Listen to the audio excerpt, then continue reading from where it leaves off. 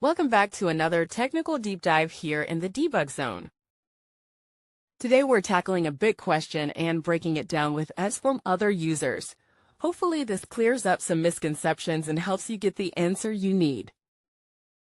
So buckle up, stay a little curious, and let's jump right in.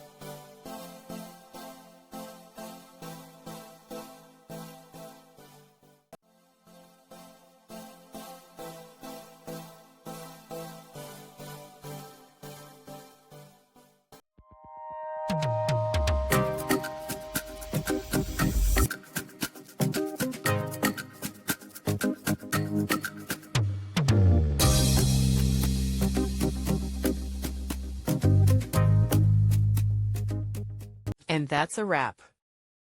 I hope you found the answer you were looking for. If you did, take a second to hit that subscribe button. It really helps out. And let me know in the comments which solution worked best for you. See you next time in the debug zone.